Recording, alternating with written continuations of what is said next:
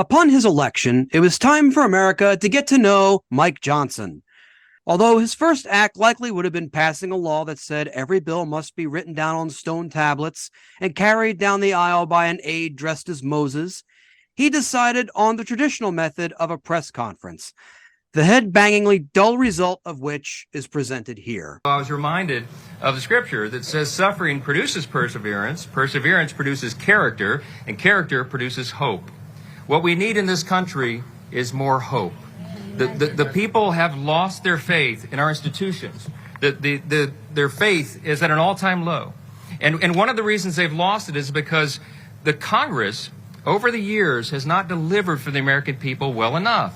We're in the majority right now. We've gone through a little bit of suffering. We've gone through a little bit of character building. And you know what it's produced? More strength, more perseverance, and a lot of hope. And that's what we're about to deliver to the American people. But we are ready to govern, and that will begin right away. You've all heard me talk a lot today, and I'm not going to belabor the point because the sun is bright and it's too warm for the fall. But I'll say this. We're going to dispense with all the usual ceremonies and celebrations that traditionally follow a new speakership because we have no time for either one. The American people's business is too urgent in this moment. The hour is late, the crisis is great. In America, we hear you. He said the hour is late. This press conference was at 3:00 in the afternoon. I love when he was like, it's too hot for the fall. But he doesn't believe in any version of science and climate change whatsoever. Clearly he does, because that was like total like tongue-in-cheek joke. Like, I love when the veil slips, because you fucking know. You know they're so full of shit. Like, he knows. He knows. He was like, we haven't done our work. That's you're talking about. Yeah. Person. He's like, Congress hasn't done the work. Yes, you say I haven't done my work. Yeah, for 3 weeks they didn't do work.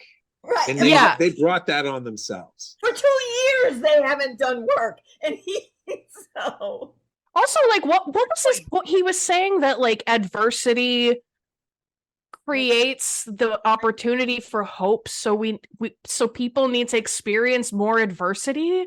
So he's literally gonna give people more hope by making it worse for them? Was that his whole point?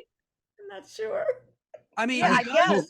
Like he was saying, like so you can't have hope unless you're in a relatively hopeless situation. So in order to bring hope back to America, we're gonna spread hopelessness. Like, that was what. I don't know if I completely misunderstood that, but that's like what he was saying.